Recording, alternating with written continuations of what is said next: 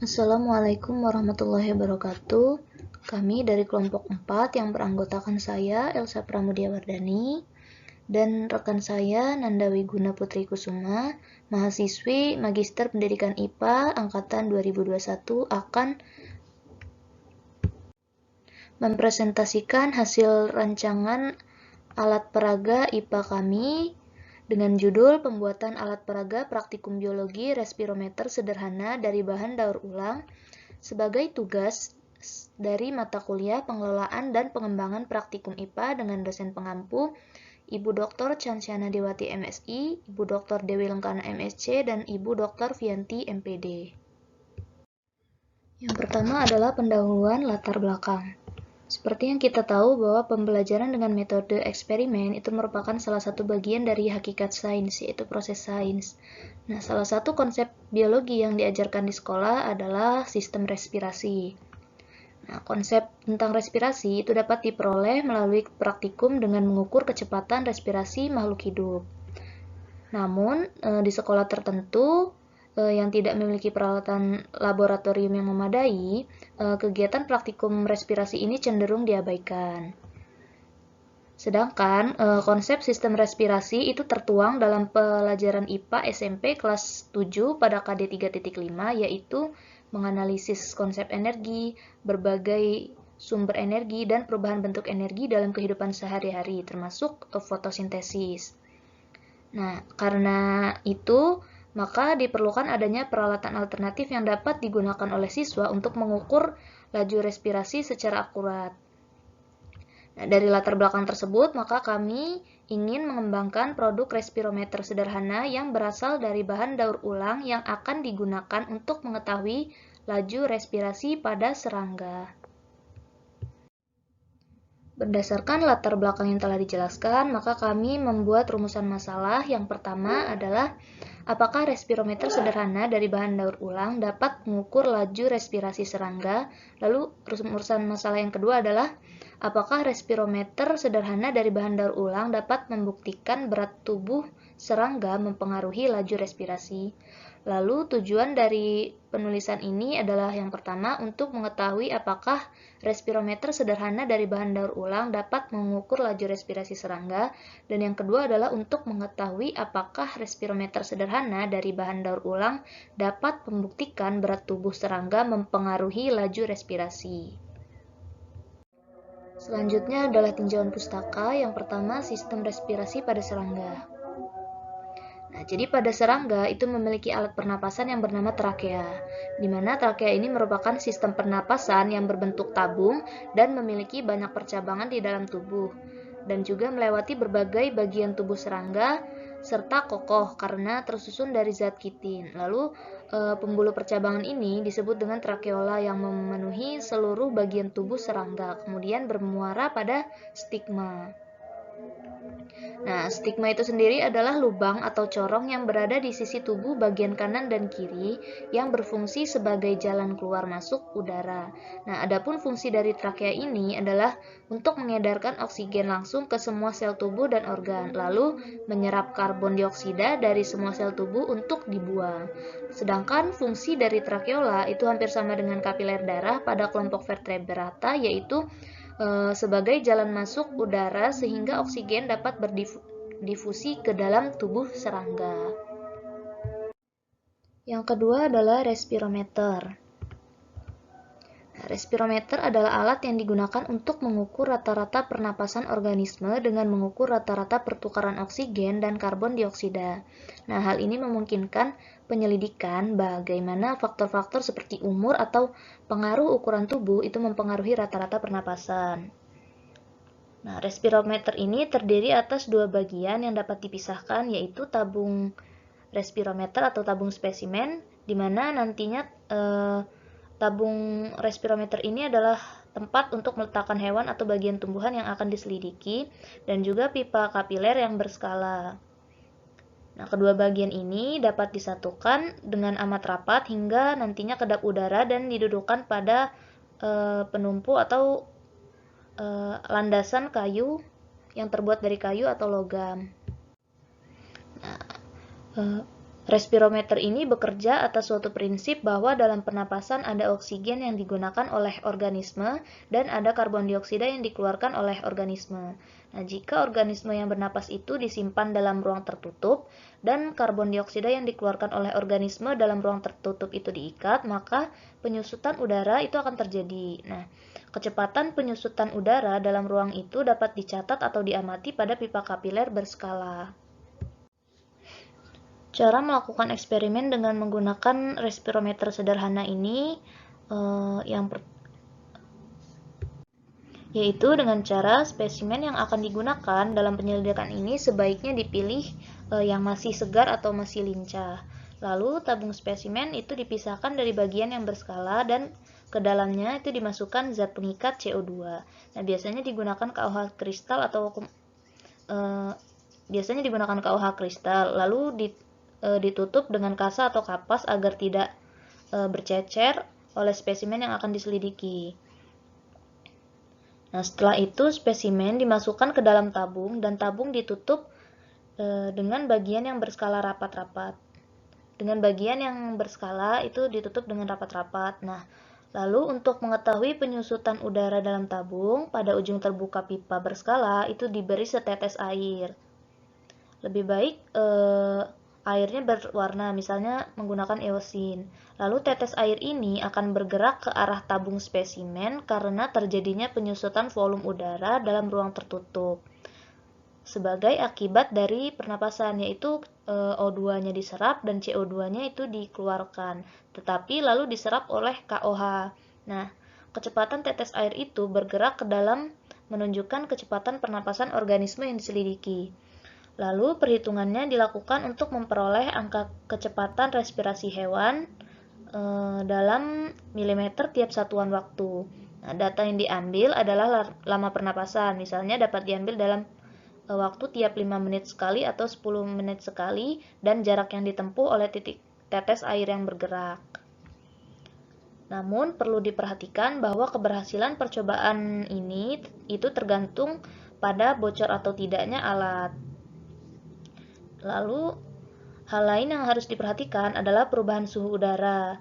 Misalnya bila menjadi panas, itu kan menyebabkan titik air yang sudah bergerak ke arah tabung itu dapat bergerak kembali ke arah luar. Nah, oleh karena itu sebaiknya percobaan diadakan dalam waktu perubahan suhu yang tidak terlalu besar. Nah, sebaliknya bila suhu menurun, itu tetes air itu akan cepat bergerak ke arah tabung respirometer. Selain itu, sebelum disimpan, spesimen hewan itu dikembalikan ke tempatnya dan KOH yang biasanya meleleh itu segera dikeluarkan dan tabung dicuci bersih. Nah, jika kurang bersih dan tabung itu tertutup, maka akan terjadi respirometer itu tidak dapat dibuka lagi karena melekat oleh KOH. Selanjutnya adalah metodologi penelitian. Lokasi penelitian, di mana penelitian ini dilakukan di Sukabumi Indah, Kecamatan Sukabumi, Bandar Lampung. Lalu waktu penelitiannya, penelitian ini dilaksanakan dimulai dari tanggal 29 Mei 2022. Lalu prosedur pembuatan respirometer sederhana dari bahan daur ulang. Yang pertama adalah alatnya, terdiri dari botol kaca bekas minuman, sedotan kaca berdiameter 0,5 cm dengan panjang 18 cm, lalu ada penggaris, timbangan digital, plastisin, suntikan 12 ml, dan stopwatch.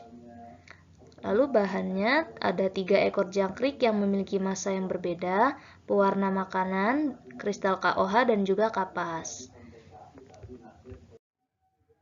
Lalu langkah-langkah pembuatan alatnya, yang pertama menyiapkan alat dan bahan yang akan digunakan, lalu menimbang massa setiap ekor jangkrik dengan menggunakan timbangan digital. Selanjutnya memasukkan kristal KOH yang telah ditutupi oleh kapas ke dalam botol kaca, lalu memasukkan jangkrik ke dalam botol kaca dan menutup botol kaca tersebut dengan plastisin. Lalu memberikan lubang di tengah-tengah plastisin tersebut sebagai jalan masuknya sedotan. Lalu meletakkan botol kaca tersebut di styrofoam agar botol kacanya tidak bergeser. Selanjutnya meneteskan sedikit pewarna makanan di bagian ujung sedotan menggunakan suntikan. Selanjutnya kita melakukan pengamatan mengamati pergerakan pewarna makanan yang berada di dalam sedotan setiap 2 menit selama kurang lebih 6 menit dengan menggunakan stopwatch. Lalu kita mengukur perpindahan pewarna makanan tersebut dari pangkal sedotan sampai ujung sedotan setiap 2 menit dengan menggunakan penggaris. Selanjutnya, melakukan percobaan yang sama dari A sampai J pada kedua jangkrik yang lainnya. Selanjutnya, menuliskan data hasil pengamatan ke dalam tabel pengamatan.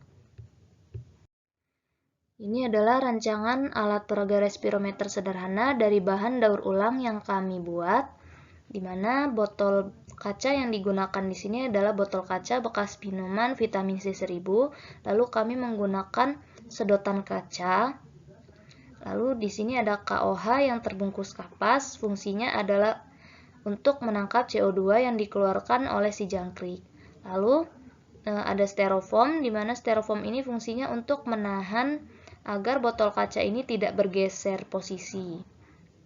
Lalu untuk pembacaan skalanya, di sini kami menggunakan pewarna makanan yang diambil menggunakan suntikan lalu disuntikan ke ujung dari sedotan kaca ini.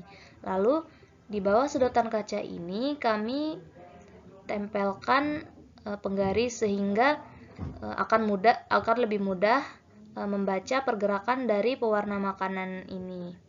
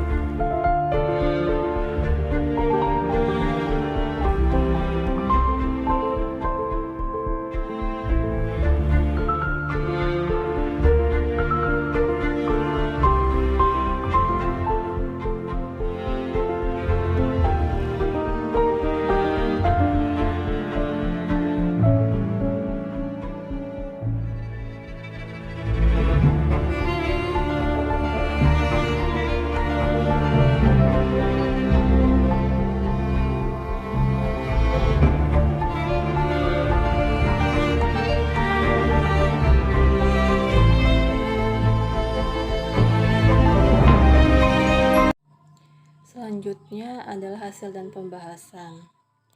Nah, di sini bisa dilihat ada gambar pertama yang merupakan alat respirometer sederhana dari bahan daur ulang yang telah kelompok kami buat, dan gambar kedua merupakan proses saat menghitung laju respirasi serangga. Variabel bebas dalam percobaan ini yaitu massa tubuh serangga, variabel kontrolnya adalah luas penampang pipet kaca, dan variabel terikatnya adalah laju respirasi serangga tiap menit. Nah, berdasarkan hasil percobaan, kita mendapatkan data untuk tabel pertama merupakan hasil pengamatan perpindahan zat pewarna pada pipet kaca pada menit kedua, 4, dan 6. Nah, berdasarkan hasil tersebut, kita mendapatkan data bahwa jarak perpindahan zat pewarna masing-masing serangga itu bervariasi. Semakin besar massa serangga, maka semakin panjang perpindahan zat pewarnanya. Lalu, berdasarkan data pada tabel 2 mengenai volume rata-rata respirasi serangga, kita bisa melihat bahwa semakin besar massa serangga, volume udara pernapasan pada menit ke menit itu semakin bertambah, ya. Jadi jumlah udara pernapasan setiap 6 menit itu semakin bertambah berbanding lurus dengan bertambahnya massa serangga. Nah, jadi berdasarkan perhitungan yang telah kami lakukan, di mana volume udara pernapasan pada menit kedua, 4, dan 6 itu kami menggunakan rumus volume sama dengan luas alas dikali jarak perpindahannya. Luas alasnya itu merupakan luas alas dari pipet kacanya, dan jarak perpindahannya itu yang kita lakukan menggunakan penggaris dengan satuan cm. Maka didapatkanlah data nanti seperti pada tabel 2. Nah, jadi setelah dilakukan perhitungan untuk jumlah udara pernapasan setiap 6 menit itu semakin bertambah dengan semakin tingginya massa tubuh serangga. Dari jumlah udara pernapasan tiap 6 menit itu, kita dapat menghitung laju rata-rata respirasi serangga. Maka didapatkanlah bahwa kecepatan rata-rata respirasi serangga semakin tinggi berbanding lurus dengan massa serangga yang dimasukkan pada tabung respirometer sederhana. Lalu untuk pembahasannya, jadi alat respirometer yang telah kami buat ini fungsinya untuk mengukur jumlah oksigen yang diperlukan dalam respirasi. Nah, di dalam tabung respirometer itu tadi kan salah satunya ditambahkan KOH yang diletakkan di bawah serangga. Fungsi KOH ini adalah untuk mengikat karbon dioksida yang dihasilkan serangga, sehingga volume udara dalam tabung itu nanti akan berkurang seiring dengan berkurangnya oksigen untuk respirasi. Nah, karbon dioksida yang dikeluarkan dari hasil respirasi serangga itu nanti akan bereaksi dengan KOH membentuk senyawa lain. Senyawa yang terbentuk adalah K2CO3 plus H2O.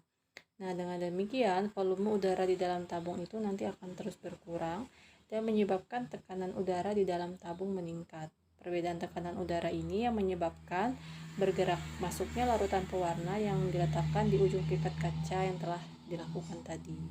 Nah, pergerakan zat pewarna inilah yang menjadi dasar perhitungan kebutuhan oksigen setiap menitnya. Jadi kesimpulan dari hasil percobaan yang telah kelompok kami buat bahwa respirometer sederhana ini dapat dijadikan sebagai alat peraga ketika melakukan pengamatan mengenai laju respirasi serangga.